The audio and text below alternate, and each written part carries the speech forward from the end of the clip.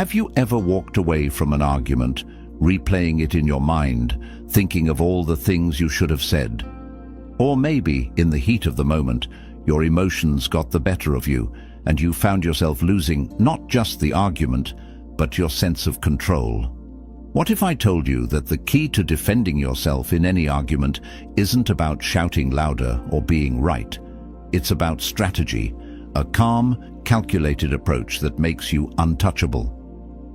Today, we're diving deep into the fusion of Stoicism and Dark Psychology, two seemingly opposing forces that, when combined, can make you unstoppable in any verbal confrontation.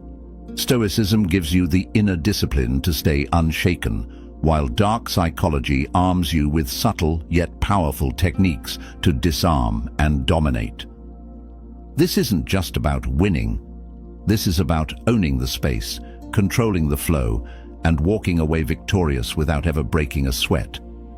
Imagine the power of standing in front of anyone, your boss, a critic, or even someone close to you, calm, in control, and always one step ahead. But before we unlock these secrets, here's what I need you to do. Hit that like button, subscribe, and turn on notifications so you never miss a video designed to empower your mind and elevate your life. And at the end of this video, I want you to share your most powerful takeaway in the comments. Your first challenge begins now. Drop the phrase, "calm is power," in the comments to show you're ready to embrace this transformation. Let's get started. Number 1. Understand the battle, not the opponent. Let's start by addressing a mistake almost everyone makes in arguments. They focus entirely on the opponent. They think, how can I prove them wrong? Or, how can I make them see my side? But here's the truth that will change the way you approach every argument. The person in front of you isn't the real challenge. The challenge is maintaining control of yourself and the situation. Think about it. Have you ever noticed how some people can say absolutely nothing and still dominate a conversation? Or how others lose their power the moment they raise their voice or become defensive? That's because they've lost control of the battlefield, the space where the argument takes place. Now, picture this. You're in the middle of an argument, and instead of reacting to their accusations, their anger, or their words, you focus solely on controlling the space. You remain calm. You choose your words with precision. You dictate the pace of the exchange. Suddenly they're scrambling to keep up because you've flipped the dynamic. You're no longer reacting to them, they're reacting to you. So, what does this look like in practice? First, recognize that arguments are rarely about what's being said on the surface. Beneath every word is a hidden motivation. Maybe they want to feel superior. Maybe they're seeking validation. Maybe they're trying to provoke you to lose control. Dark psychology teaches us that if you can identify their true need, you can neutralize their attack without engaging in it. For example, if someone is shouting at you to get a reaction and you stay calm, refusing to match their energy, they'll often exhaust themselves or feel foolish. They lose power.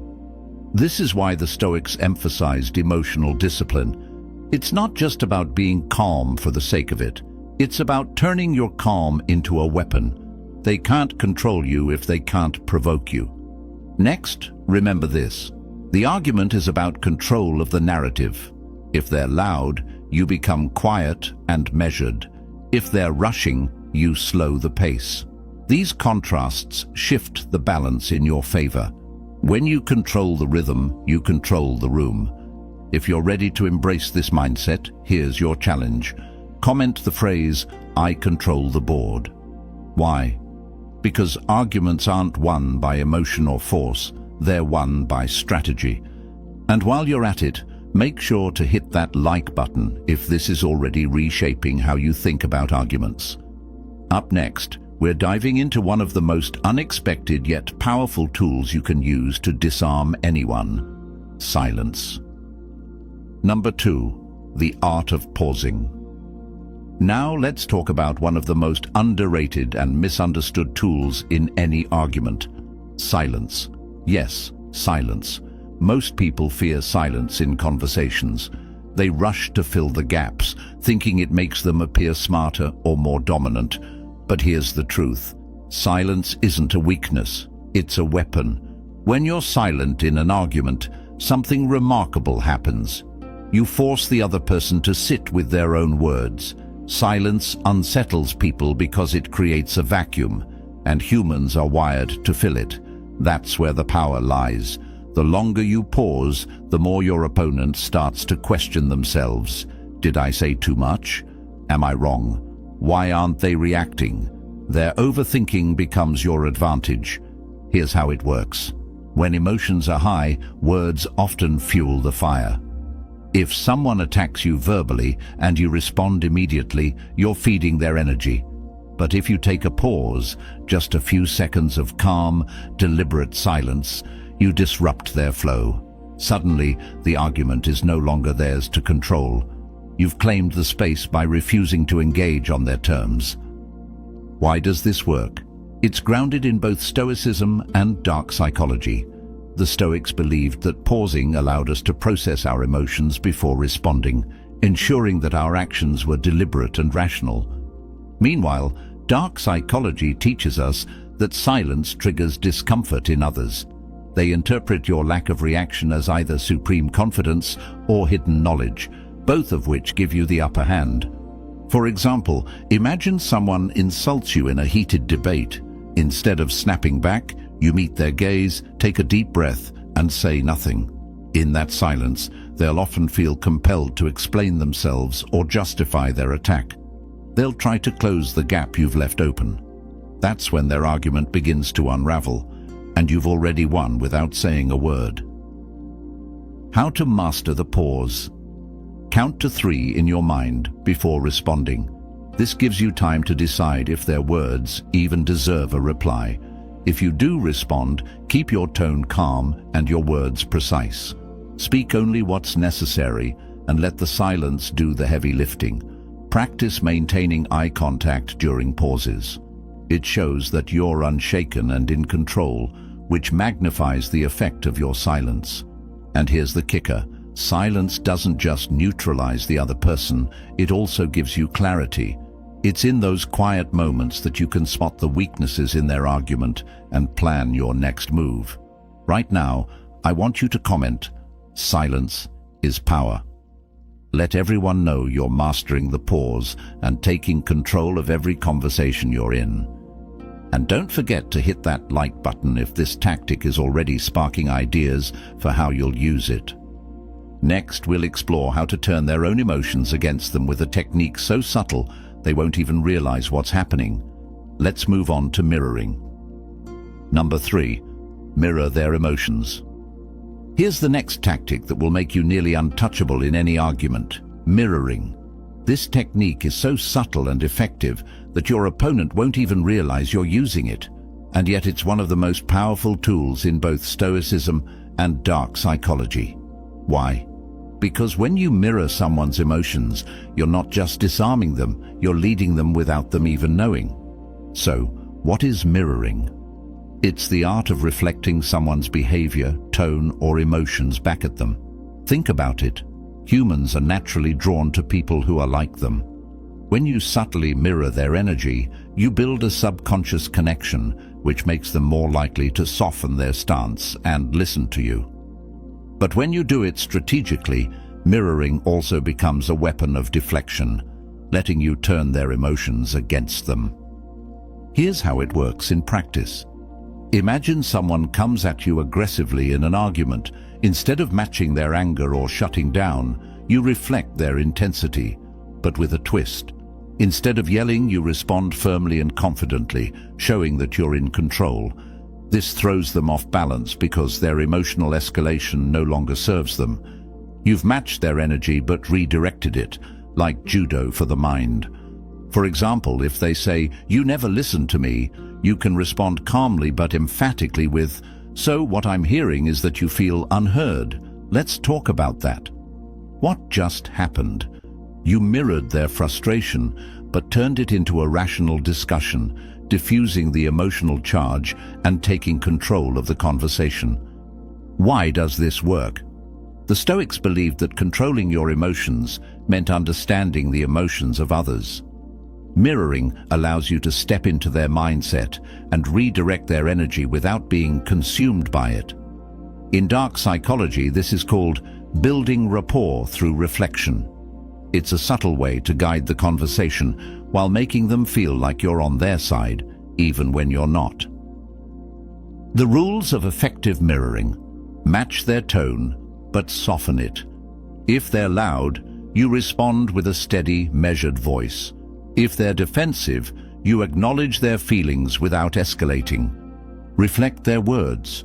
Repeating their key phrases back to them shows you're listening, but it also gives you control over the narrative. Redirect the focus. Once you've mirrored their energy, use it to guide the conversation where you want it to go. One important note: mirroring is not about manipulation, it's about control. You're not trying to deceive them. You're maintaining the upper hand by keeping the conversation on your terms. Right now, drop the phrase "reflect and redirect" in the comments to show you're ready to master this subtle but transformative technique. And if this is opening your eyes to a whole new way of handling arguments, hit that like button, because we're not stopping here. Up next, we'll dive into a tactic that's both ancient and timeless, using questions to unravel their argument piece by piece. Let's keep building your arsenal. Number 4, shift their certainty. Now let's talk about a tactic that's as ancient as it is devastatingly effective: asking questions. This method is rooted in the Socratic technique, a cornerstone of Stoicism, and it's a game changer when it comes to defending yourself in any argument. Why? Because questions do something that no direct statement ever can. They shift the burden of proof back onto the other person. Here's the thing: most people walk into arguments with a shield of certainty. They're confident in their perspective, often without having fully thought it through. By asking questions, you expose the gaps in their logic and make them reevaluate their position, sometimes without them even realizing it. But this isn't about asking just any question. The key is to ask strategic, open-ended questions that force them to clarify their argument, justify their claims, or reconsider their stance. Questions like, "What makes you believe that's true? How did you come to that conclusion? Do you think there could be another way of looking at this?" Notice how these questions aren't confrontational. Instead, they invite reflection. When used correctly, they make the other person do all the mental work, while you remain calm and composed. Why is this so powerful? First, it shifts the dynamic. Instead of you defending yourself, they're now defending their argument. Second, it buys you time. While they're scrambling to respond, you can evaluate their logic and decide your next move. Third, and most importantly, it reveals the flaws in their reasoning. Often, people's arguments are based on assumptions, emotions, or incomplete information. Your questions expose this without you having to attack them directly. Here's an example. Imagine someone accuses you of being selfish. Instead of reacting emotionally, you ask, "What does being selfish mean to you?" Or, "Can you give me an example of what you mean by that?" These questions accomplish two things. They force the accuser to think deeper, and they buy you time to remain calm and in control. This technique is a masterclass in Stoic detachment. By staying curious instead of defensive, you demonstrate emotional discipline, a key Stoic virtue. At the same time, dark psychology comes into play by subtly shifting the power dynamic. You're no longer reacting to their attack. You're guiding the conversation with precision and control. How to master the questioning technique. Keep your tone neutral. Questions work best when they don't sound accusatory or loaded. Think calm curiosity. Ask follow-ups. One question is good. A series of questions is better. It keeps them on their toes and deepens the conversation. Don't rush. Let the silence after your question linger. It makes them feel the weight of answering. Right now, I want you to comment. Questions reveal truth. to let the world know you're ready to lead every conversation. And if this tactic is already sparking ideas for your next argument, hit that like button and let's keep going. Next, we'll uncover a technique that lies at the core of Stoic philosophy: how to detach emotionally and remain untouchable no matter what they throw at you. Let's dive in. Number 5. Detach emotionally. Here's the truth most people won't tell you. You can't win an argument if you're emotionally attached to the outcome. Emotions are fuel for your opponent. If they can trigger you, they can control you. That's why the next step to effortlessly defending yourself in any argument is to master emotional detachment, a skill the Stoics held as one of the highest virtues. Think of yourself as a flame. When you're calm, your flame burns steadily, strong and controlled. But when you let anger, frustration or fear take over, your flame flickers and loses its strength. Your opponent will sense this instability and use it to overpower you. Emotional detachment ensures that your flame remains unshaken, no matter how fierce the storm around you becomes. So how do you detach emotionally? The Stoics had a concept called the dichotomy of control. It's simple. Focus only on what you can control and let go of everything else. In an argument, this means you can't control what the other person says, thinks, or feels. You can only control your response. This mindset shift takes away their power over you because you're no longer reacting to their bait. Dark psychology amplifies this principle by recognizing that staying detached makes you unpredictable. Emotional reactions are predictable. They follow patterns your opponent can exploit. But when you remain calm and poised, they won't know how to handle you. This creates an imbalance of power in your favor. Here's an example. Imagine someone accuses you of something unfair or even hurtful. Instead of defending yourself or arguing back, you pause, breathe deeply, and say something like, "I see that you feel strongly about this." You're acknowledging their emotion without validating their attack. This keeps the conversation grounded while protecting your energy. Why is emotional detachment so effective? It disrupts their strategy. If their goal is to provoke you and you don't react, their plan fails. It gives you clarity. Without emotional noise clouding your mind, you can think more clearly and respond more effectively. It maintains your power. When you don't react, you send a clear message. I'm in control of myself, and you can't shake me. How to practice emotional detachment in arguments.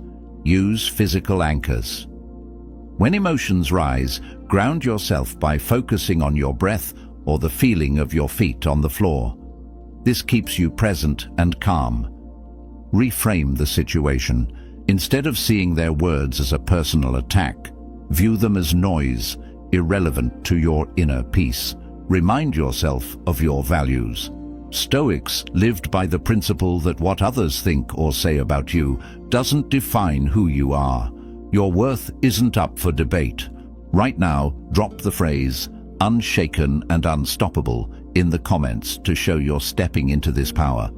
And if this section is already changing how you see arguments, hit that like button and share this with someone who needs it. Up next, we'll explore how to use subtle dominance to take the higher ground and ensure your words hold more weight than anyone else's. Let's keep building. Number 6. Subtle dominance. Let's take your argument game to the next level by mastering the art of subtle dominance.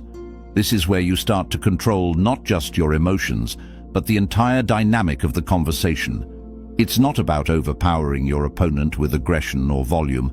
It's about speaking less, saying more, and ensuring every word you utter carries weight. Here's the secret. People naturally defer to those who project calm authority. When you stay composed and deliberate, you create an aura of confidence that's impossible to ignore. Think of it as taking the higher ground, not morally, but strategically. From this elevated position, you have a clear view of the entire battlefield, while they're stuck in the chaos below. So how do you project subtle dominance? Speak less, but with precision. In an argument, the more someone talks, the more likely they are to make mistakes. By contrast, when you keep your words deliberate and focused, they carry more impact. Silence becomes your punctuation, giving your statements greater power. Control the pace. If they're rushing to make their point, you slow things down. If they're spiraling into emotion, you respond with calm logic. By setting the tempo, you ensure the conversation unfolds on your terms. Hold steady eye contact. This simple act communicates confidence and composure, but don't overdo it. Too much can feel aggressive. Aim for a balance that says, "I see you and I'm not intimidated." Here's an example. Imagine someone challenges your opinion in a meeting. While they rant and try to dominate the room, you wait patiently. When they finish, instead of matching their intensity, you respond with a calm, measured statement like, "I appreciate your perspective, but here's another way to look at it." Notice how this response avoids conflict while still asserting authority. You've taken control without ever raising your voice. Why does subtle dominance work? It's grounded in both Stoic principles and Dark psychology. The Stoics believed in controlling your reactions, not others' perceptions. When you focus on projecting inner strength, people naturally recognize your authority. Dark psychology complements this by showing that dominance isn't about force, it's about creating the perception of control. How to embody subtle dominance? Master your tone. A calm, steady voice carries more weight than a loud or defensive one. Use body language. Keep your posture open and confident. Lean slightly forward when speaking to signal engagement, and relax when listening to show control. Be unpredictable. Don't always respond immediately. Sometimes a thoughtful pause can make your words more impactful. Right now, comment, "I stand above the noise," to declare your mastery of subtle dominance. And if this technique resonates with you, hit that like button and share this with someone who could use a calmer, stronger approach to conflict. Up next, we'll delve into a mind-shifting technique that's as powerful as it is simple: reframing. This will give you the ability to turn any argument in your favor with just a few words. Let's keep going. Number 7. Reframing. Now let's talk about one of the most transformative tactics you can use in any argument: reframing. This technique is pure mental judo. It allows you to take the energy of someone's argument and flip it in your favor.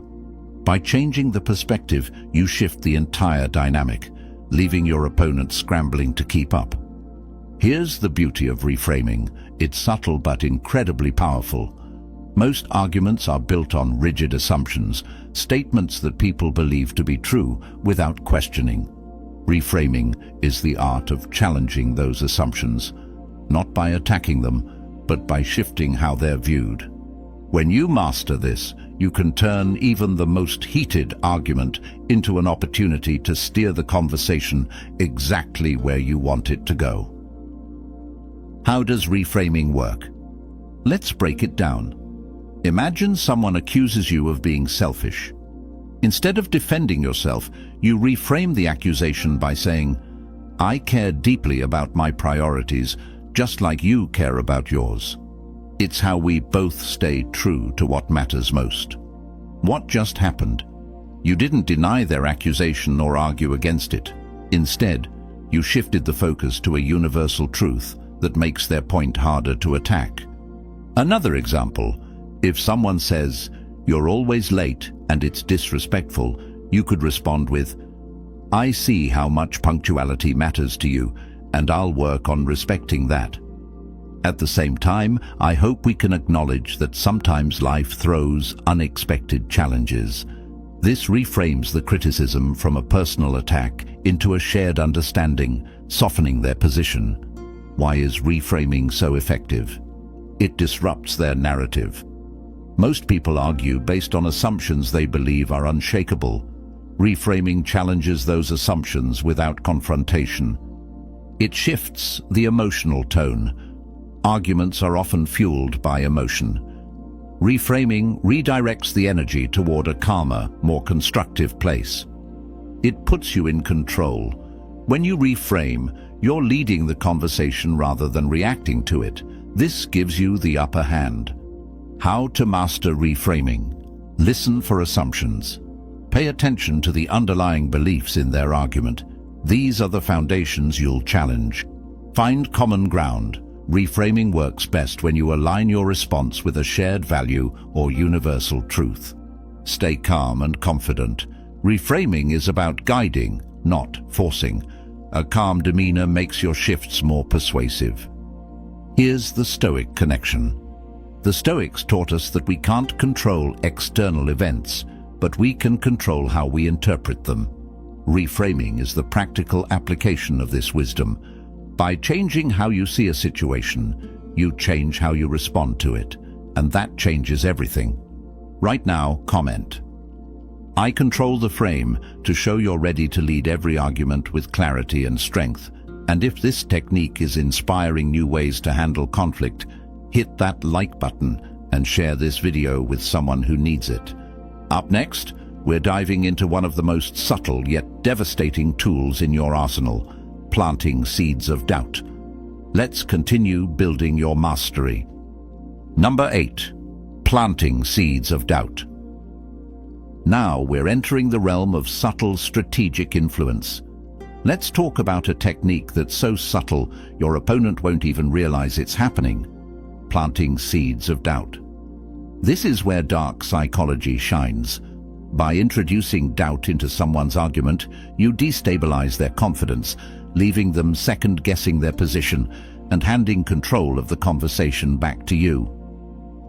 Here's the secret. People are far more likely to believe an idea if they think it came from their own mind. Planting seeds of doubt works because you don't directly challenge their argument. Instead, you introduce subtle questions or observations that make them rethink their stance without feeling attacked. How does it work? Let's say someone is adamantly defending their opinion in an argument. Instead of saying, "You're wrong," you might ask, "Have you considered how this might play out if the situation changes?" Or, "What would happen if this assumption didn't hold true?" These questions don't directly attack their belief, but they create cracks in their certainty. Another example, if someone insists on a particular solution, you could say, "That's an interesting perspective. What do you think might be the risks involved?" Notice how you're not disagreeing outright. Instead, you're guiding them to question their own logic. Why is this so powerful? It's non-confrontational. Seeds of doubt work because they're indirect. The other person doesn't feel like they're being attacked, which lowers their defenses. It encourages self-reflection. By framing your doubts as questions or observations, you make them think critically about their own position. It gives you control. When they start questioning themselves, they'll often look to you for guidance or validation, shifting the power dynamic in your favor. How to plant seeds of doubt effectively. Start with curiosity. Frame your questions as genuine inquiries rather than challenges. This keeps the tone constructive. Be subtle. The goal is to introduce small doubts, not to dismantle their argument all at once. Think of it as planting one seed at a time. Stay calm and composed. Doubt is most effective when delivered with confidence and neutrality. Here's the Stoic connection. The Stoics taught us to approach conversations with a calm, rational mindset. Planting seeds of doubt aligns with this philosophy because it relies on reason and subtlety, not emotion or force. Instead of overpowering someone, you guide them to their own realizations, just as the Stoics believed in teaching through example rather than argument. The dark psychology twist. This technique leverages the human tendency to doubt what feels uncertain. By introducing just a hint of ambiguity, you weaken their foundation, making them more open to your influence. Right now, comment. Doubt opens doors, to show that you're ready to master this subtle but powerful technique. And if you're finding these tactics valuable, smash that like button and share this video with someone who could use a little strategic guidance. Up next, we'll tie it all together with the ultimate power of self-mastery. where every technique builds toward effortless control in any argument. Let's finish strong. Number 9. The true power of self-mastery. Now that you've learned these powerful techniques, pausing, mirroring, reframing, planting doubt, and more, it's time to bring it all together. At the core of defending yourself in any argument lies the ultimate skill, self-mastery. This is the foundation of Stoicism and the thread that ties every tactic we've covered into one cohesive approach. Here's the truth. You can't control what others say, do, or believe. You can only control yourself. And when you master your own emotions, words, and reactions, you naturally control the space around you. This is where true power lies, not in dominating others, but in being untouchable yourself. What does self-mastery look like in action? Emotional discipline. No matter how heated the argument becomes, your calmness disarms them. The more they try to provoke you, the more their frustration works against them. Strategic thinking. Instead of reacting impulsively, you plan your moves, staying one step ahead of your opponent. Your silence, questions, and reframes are deliberate and precise. Unshakable confidence. When you believe in your ability to handle any argument, it shows. Your presence alone becomes a statement of authority. Here's an example. Imagine a situation where someone criticizes you in front of others. Instead of defending yourself or reacting emotionally, you take a breath, acknowledge their perspective, and calmly say, "That's an interesting take. I'd like to hear more about why you feel that way." This response shows confidence, diffuses the tension, and shifts the focus onto them. You've just demonstrated self-mastery while keeping complete control of the interaction. Why is self-mastery so powerful? It creates a ripple effect. When you're calm and composed, people feel it. They're less likely to challenge you and more likely to respect your perspective. Dark psychology teaches us that confidence is contagious. By mastering yourself, you project an aura of strength that others instinctively respond to. How to cultivate self-mastery? Practice daily reflection. The Stoics believed in nightly self-assessment. Ask yourself, what did I do well today? Where can I improve? Anticipate challenges. Prepare yourself for the arguments or conflicts you're likely to face. When you're ready, nothing can catch you off guard. Stay committed to growth. Every argument is an opportunity to refine your skills and strengthen your resolve. Right now, comment, calm, clear, and in control, to declare your commitment to self